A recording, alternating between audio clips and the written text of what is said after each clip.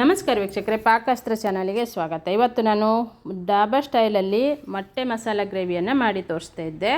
ನೀವು ಒಮ್ಮೆ ಈ ರೀತಿ ಟ್ರೈ ಮಾಡಿಕೊಂಡ್ರೆ ನೀವು ಖಂಡಿತ ಮತ್ತೆ ಮಾಡ್ಕೊಳ್ಬೇಕು ಅನಿಸುತ್ತೆ. ಅಷ್ಟು ರುಚಿ ಕೊಡುತ್ತೆ. ಇದು ಸಖತ್ ಟೇಸ್ಟಿಯಾಗಿ ಈಸಿಯಾಗಿಯೇ ಮಾಡಿ ತೋರಿಸ್ತಾ ಇದ್ದೆ. ನೀವು ಒಮ್ಮೆ ಟ್ರೈ ಮಾಡ್ಕೊಳ್ಳಿ. ಹಾಗೆ ವಿಡಿಯೋನ ಪೂರ್ತಿಯಾಗಿ ನೋಡಿ, ಇನ್ನೊಬ್ಬರಿಗೂ ಶೇರ್ ಮಾಡಿ, ಲೈಕ್ ಮಾಡಿ, ಸಪೋರ್ಟ್ ಮಾಡಿ. ನನ್ನ ಚಾನಲನ್ನು ಫಸ್ಟ್ ಟೈಮ್ ನೋಡ್ತಾ ಇದ್ದರೆ ಸಬ್ಸ್ಕ್ರೈಬ್ ಮಾಡಿಕೊಂಡು ಪಕ್ಕದಲ್ಲಿರುವಂಥ ಬೆಲ್ ಬಟನನ್ನು ಕ್ಲಿಕ್ ಮಾಡಿದರೆ ನಾನು ಯಾವುದೇ ಒಂದು ರೆಸಿಪಿಯನ್ನು ಅಪ್ಲೋಡ್ ಮಾಡಿದಾಗ ಅದರ ನೋಟಿಫಿಕೇಷನ್ ಫಸ್ಟ್ ನಿಮ್ಮ ಮೊಬೈಲಿಗೆ ಬರುತ್ತೆ. ಸಿಂಪಲ್ಲಾಗಿ ಪಟ್ಟನೆ ಮಾಡಿಕೊಳ್ಳುವಂಥ ರೆಸಿಪಿಗಳನ್ನೇ ನಾನು ಶೇರ್ ಮಾಡ್ತಾ ಇರೋದು. ಹಾಗೆ ವಿಡಿಯೋನ ಇನ್ನೊಬ್ಬರಿಗೂ ಶೇರ್ ಮಾಡಿಬಿಟ್ಟು ನನಗೆ ಸಪೋರ್ಟ್ ಮಾಡಿ. ಈ ಮಸಾಲೆ ಗ್ರೇವಿನೂ ತುಂಬಾ ಟೇಸ್ಟಿಯಾಗಿ ಬರುತ್ತೆ. ನೀವು ಹೋಟೆಲಲ್ಲಿ ಹೋದಾಗ ಯಾವ ಥರ ಮೊಟ್ಟೆ ಮಸಾಲೆ ಗ್ರೇವಿಯನ್ನು ಟೇಸ್ಟ್ ಮಾಡಿರ್ತೀರಲ್ಲ, ಅದೇ ಥರ ನಾವು ಮನೆಯಲ್ಲೇ ಸಿಂಪಲ್ಲಾಗಿಯೇ ಮಾಡ್ಕೊಳ್ಬೋದು. ಇದನ್ನು ತುಂಬ ಸಖತ್ತಾಗಿ ಬರುತ್ತೆ. ರೋಟಿಗೆ, ಚಪಾತಿಗೆ, ಮುದ್ದೆಗೆ, ಅನ್ನಕ್ಕೆ ಎಲ್ಲದಕ್ಕೂ ತುಂಬ ಒಳ್ಳೆ ಕಾಂಬಿನೇಷನ್ ಇದು. ನಾನು ಇಲ್ಲಿ 2 ಮೊಟ್ಟೆನ ಒಂದು ಪಾತ್ರೆ ಹಾಕಿ ಇದನ್ನು ಬೇಯಲಿಕ್ಕೆ ಇಟ್ಟಿರ್ತೇನೆ. ಸ್ವಲ್ಪ ಉಪ್ಪು ಮತ್ತು ಒಂದು ಸಣ್ಣ ಪೀಸ್ ಆಗುವಷ್ಟು ಈರುಳ್ಳಿಯ ಸಪ್ಪೆಯನ್ನು ಹಾಕಿ ಬೇಯಲಿಕ್ಕೆ ಇಟ್ಟಿರ್ತೇನೆ. ಅಂದರೆ ಈರುಳ್ಳಿ ಸಪ್ಪೆ ಉಪ್ಪು ಹಾಕೋದ್ರಿಂದ ಮೇಲ್ಗಡೆ ಓಡನ್ನು ತೆಗಲಿಕ್ಕೆ ಈಸಿ ಆಗುತ್ತೆ. ಇಲ್ಲಿ 1-2 ಈರುಳ್ಳಿಯನ್ನು ಕಟ್ ಮಾಡಿಟ್ಟಿದ್ದೆ, 1 ಟೊಮೆಟೊ, ಹಾಗೆ 5-6 ಎಸಳು ಬೆಳ್ಳುಳ್ಳಿ ಇದೆ. ಈಗ ಮಸಾಲೆ ರುಬ್ಬಲಿಕ್ಕೆ ನಾನು ಫ್ರೈ ಮಾಡ್ಕೊಳ್ತಾ ಇರೋದು. ಸ್ವಲ್ಪ ಎಣ್ಣೆ ಹಾಕಿ ಸೊಂಪು ಕಾಳು, ಚಕ್ಕೆ, ಲವಂಗ, 1 ಏಲಕ್ಕಿ, ಹಾಗೆ ಒಂದು 10-20 ಮೆಣಸಿನ ಕಾಳನ್ನು ಹಾಕಿದ್ದೆ. ಒಂದು 10-12 ಮೆಂತ್ಯ ಕಾಳನ್ನು ಹಾಕ್ತಾಯಿದ್ದೆ. ನಂತರ ಇಲ್ಲಿ 1.5 ಸ್ಪೂನ್ ಆಗುವಷ್ಟು ಕೊತ್ತಂಬರಿ ಕಾಳನ್ನು ಹಾಕಿದ್ದೆ. ಕೊತ್ತಂಬರಿ ಕಾಳು ಸ್ವಲ್ಪ ಜಾಸ್ತಿ ಹಾಕ್ಕೊಳ್ಬೇಕು. 1/4 ಚಮಚ ಆಗುವಷ್ಟು ಜೀರಿಗೆಯನ್ನು ಹಾಕ್ಕೊಳ್ಳೋಣ. 1 ಸ್ಪೂನ್ ಎಳ್ಳನ್ನು ಹಾಕಿದ್ದೆ. 1/4 ಚಮಚ ಆಗುವಷ್ಟು ಗಸಗಸೆಯನ್ನು ಹಾಕ್ಕೊಳ್ತೇನೆ. ಈಗ ಹಾಕಿ ಗಸಗಸೆ ಮತ್ತು ಎಳ್ಳು ಕೊನೆಯಲ್ಲಿ ಹಾಕ್ಕೊಳ್ಳಿ, ಬೇಗನೆ ಫ್ರೈ ಆಗುತ್ತೆ. ಎಣ್ಣೆ ಬಿಸಿ ಇದ್ದರೆ ಸಾಕಾಗುತ್ತೆ. ಅದಕ್ಕೆ ಕೊನೆಯಲ್ಲಿ ನಾನು ಮೆಣಸಿನಕಾಯಿ, ಅಂದರೆ ಹುರಿದಿರುವಂಥ ಮೆಣಸಿನಕಾಯಿ, ಇದು ಡ್ರೈ ಆಗಿ ರೋಸ್ಟ್ ಮಾಡಿ ಇಟ್ಕೊಂಡಿದ್ದೆ. ಈಗ ಎಣ್ಣೆಯಲ್ಲೇ ಸ್ವಲ್ಪ ಅದನ್ನು ಫ್ರೈ ಮಾಡ್ಕೊಳ್ಬೇಕಂತ ಹಾಕ್ತಾಯಿದ್ದೆ.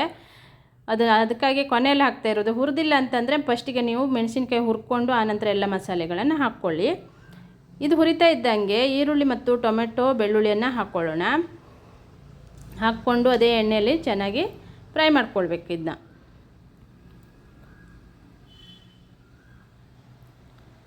ಈಗ ಈರುಳ್ಳಿ ಟೊಮೆಟೊ ಫ್ರೈ ಆಗ್ತಾ ಇದ್ದಂಗೆ 1 ದೊಡ್ಡ ಸ್ಪೂನಲ್ಲಿ 1 ಸ್ಪೂನ್ ಆಗುವಷ್ಟು ಹಸಿ ತೆಂಗಿನಕಾಯಿ ತುರಿಯನ್ನು ಹಾಕ್ತೇನೆ. ಅದನ್ನು ಕೂಡ ಫ್ರೈ ಮಾಡ್ಕೊಳ್ಳೋಣ. ಈ ರೀತಿ ನಾವು ಮಸಾಲೆ, ಟೊಮೆಟೊ ಎಲ್ಲವನ್ನು ಫ್ರೈ ಮಾಡಿ ಹಾಕೋದ್ರಿಂದ ಟೇಸ್ಟು ಸಖತ್ತಾಗಿ ಬರುತ್ತೆ. ಈಗ 1 ಚಿಟಿಕೆ ಆಗೋಷ್ಟು ಅರಿಶಿಣದ ಹುಡಿ ಹಾಕಿದ್ದೆ. ಹಾಗೆ 1 ಚಿಟಿಕೆ ಆಗುವಷ್ಟು ಕಸ್ತೂರಿ ಮೆಂತ್ಯನೂ ಕೂಡ ಹಾಕಿ ಫ್ರೈ ಮಾಡ್ಕೊಳ್ಳೋಣ. ಇದನ್ನು ಫ್ರೈ ಮಾಡಿ ಹಾಕೋದ್ರಿಂದನೇ ಟೇಸ್ಟ್ ಚೆನ್ನಾಗಿ ಬರೋದು. ಈಗ ಮಸಾಲೆನೂ ಫ್ರೈ ಆಗಿದೆ. ಇದನ್ನು ಸೈಡಲ್ಲಿಟ್ಟು ತಣ್ಣಗಾಗ್ಲಿಕ್ಕೆ ಬಿಡ್ತೇನೆ. ಈಗ ನಾನು ತಣ್ಣಗಾದ ನಂತರ ಇದನ್ನು ನೈಸಾಗಿ ರುಬ್ಕೊಳ್ಬೇಕು. ಈಗ ಇದನ್ನು ಮಿಕ್ಸಿ ಬೌಲ್ ಹಾಕಿಬಿಟ್ಟು ಎಷ್ಟು ನೈಸ್ ಆಗುತ್ತೆ ಅಷ್ಟು ನೈಸಾಗಿ ಇದನ್ನು ರುಬ್ಕೊಳ್ತಾ ಇದ್ದೆ ನೋಡಿ. ಈ ಕಡೆ ಮಸಾಲೆಯನ್ನು ನೈಸಾಗಿ ರುಬ್ಬಿದ್ದಾಗಿದೆ. ಇದನ್ನು ಸೈಡಲ್ಲಿ ಇಟ್ಕೊಳ್ಳೋಣ. ಈಗ ಮಸಾಲೆ ರುಬ್ಕೊಂಡು ಅದನ್ನು ಸೈಡಲ್ಲಿ ಇಟ್ಬಿಟ್ಟು ಈ ಕಡೆ 1 ಟೊಮೆಟೊ, 1 ಈರುಳ್ಳಿ, 4-5 ಎಸಳು ಬೆಳ್ಳುಳ್ಳಿಯನ್ನು ಜಜ್ಜಿ ಇಟ್ಕೊಂಡಿದ್ದೆ. ಮೊಟ್ಟೆಯನ್ನು ಕೂಡ ಬೆಂದು ರೆಡಿಯಾಗಿದೆ. ಇದನ್ನು ತಣ್ಣಗಾಗ್ಲಿಕ್ಕೆ ಬಿಟ್ಕೊಳ್ಳೋಣ. ಈ ಕಡೆ ಒಂದು ಪಾತ್ರೆ ತೊಗೊಂಡು 1-2 ಸ್ಪೂನ್ ಎಣ್ಣೆ ಹಾಕ್ಕೊಂಡು ಈಗ ಎಲ್ಲ ಮಸಾಲೆ ಐಟಮನ್ನು ಹಾಕ್ಕೊಳ್ಬೇಕು. ಸೋಂಪು ಕಾಳು, ಪಲಾವ್ ಎಲೆ, ಚಕ್ಕೆ, ಲವಂಗ, ಸ್ವಲ್ಪ ಕಸ್ತೂರಿ ಮೆಥಿ ಎಲ್ಲವನ್ನು ಹಾಕಿ ಎಣ್ಣೆಯಲ್ಲೇ ಫ್ರೈ ಮಾಡ್ಕೊಳ್ತಾ ಇದ್ದೆ. ಅದು ಚೆನ್ನಾಗಿ ಘಮ ಬರುತ್ತೆ, ಫ್ಲೇವರ್ ಬರುತ್ತೆ ಅಂಥೇಳಿ ಹಾಕ್ತಾ ಇರೋದು ಈ ಮಸಾಲೆಗಳನ್ನು. ಅದು ಫ್ರೈ ಆಗ್ತಾ ಇದ್ದಂಗೆ ಜಜ್ಜಿದಂಥ ಬೆಳ್ಳುಳ್ಳಿ ಹಾಕ್ಕೊಳ್ಬೇಕು. ನಂತರ ಈರುಳ್ಳಿ ಮತ್ತು ಟೊಮೆಟೊವನ್ನು ಹಾಕ್ಕೊಳ್ಳೋಣ. 1 ಈರುಳ್ಳಿ 1 ಟೊಮೆಟೊ ಇದೆ. ಇಲ್ಲಿ ನಾನು ರುಬ್ಲಿಕ್ಕೂ ಹಾಕಿದ್ದೆ. ಇವಾಗಲೂ 1 ಈರುಳ್ಳಿ 1 ಟೊಮೆಟೊವನ್ನು ಹಾಕಿ ಇದನ್ನು ಎಣ್ಣೆಯಲ್ಲಿ ಫ್ರೈ ಮಾಡ್ಕೊಂಡ ನಂತರ ರುಬ್ಬಿದಂಥ ಮಸಾಲೆಯನ್ನು ಹಾಕ್ಕೊಳ್ಳೋದು. ನಾನು ತುಂಬ ತೆಂಗಿನಕಾಯಿ ತುರಿ ಹಾಕಲಿಲ್ಲ. ಇಲ್ಲಿ 1 ಸ್ಪೂನ್ ಹಾಕೋದ್ರಿಂದ ಈರುಳ್ಳಿ ಟೊಮೆಟೊಲ್ಲೇ ಅದು ಗ್ರೇವಿ ತಿಕ್ನೆಸ್ ಆಗಿ ಬರುತ್ತೆ, ತುಂಬ ಚೆನ್ನಾಗಾಗುತ್ತೆ. ಮತ್ತು ಗಸಗಸೆ ಎಳ್ಳನ್ನೆಲ್ಲ ಹಾಕಿರ್ತೀವಲ್ಲ, ಹಾಗಾಗಿ ಚೆನ್ನಾಗಾಗುತ್ತೆ. ಈಗ ಮಸಾಲೆ ಹಾಕಿ ಸ್ವಲ್ಪ ನೀರು ಆ್ಯಡ್ ಮಾಡ್ಕೊಂಡಿದ್ದೆ. ತುಂಬ ತೆಳ್ಳಗಾಗೋದು ಬೇಡ, ದಪ್ಪವಾಗಿರಲಿ. ಸ್ವಲ್ಪ ಉಪ್ಪನ್ನು ಹಾಕಿ ಇದನ್ನು ಚೆನ್ನಾಗಿ ಕುದಿಸ್ಕೊಳ್ಬೇಕು. ರುಚಿಗೆ ಎಷ್ಟು ಬೇಕು ಉಪ್ಪನ್ನು ಹಾಕ್ಕೊಳ್ಬೇಕು ಮಸಾಲೆಗೆ. ನಂತರ ಮೊಟ್ಟೆಯನ್ನು ಹಾಕ್ಕೊಂಡಿದ್ದೆ ನೋಡಿ. ಮೇಲ್ಗಡೆ ಅದನ್ನು ಓಡನ್ನೆಲ್ಲ ತೆಗೆದುಬಿಟ್ಟು ಮೊಟ್ಟೆಯನ್ನು ಹಾಕ್ಕೊಂಡಿದ್ದೆ. ಈಗ ಚೆನ್ನಾಗಿ ಕುದಿಸ್ಕೊಂಡ್ರೆ ಮೊಟ್ಟೆ ಮಸಾಲೆ ಗ್ರೇವಿನೂ ರೆಡಿ ಆಗುತ್ತೆ ವೀಕ್ಷಕರೇ. ಇದು ಮುದ್ದೆಗೆ, ಅನ್ನಕ್ಕೆ, ಚಪಾತಿಗೆ, ರೋಟಿಗೆ ಸಖತ್ತಾಗಿರುತ್ತೆ.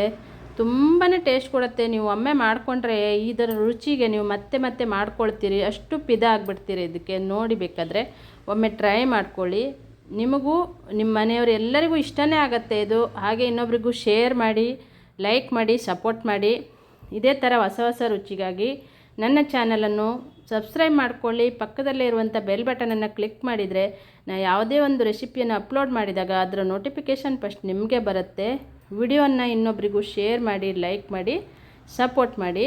ಹೊಸ ಹೊಸ ರುಚಿಯನ್ನು ಶೇರ್ ಮಾಡ್ತಾ ಇರ್ತೇನೆ. ಸಿಂಪಲ್ ಆಗಿರುವಂಥ ರೆಸಿಪಿಗಳನ್ನು ನಾನು ಶೇರ್ ಮಾಡ್ತಾ ಇರೋದು.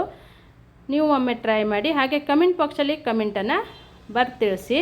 ನೋಡಿದ್ರಲ್ಲ ಎಷ್ಟು ಸುಲಭದಲ್ಲಿ ಮೊಟ್ಟೆ ಮಸಾಲೆ ಗ್ರೇವಿಯನ್ನು ನಾನು ನಿಮಗೆ ಮಾಡಿ ತೋರಿಸಿದ್ದೆ.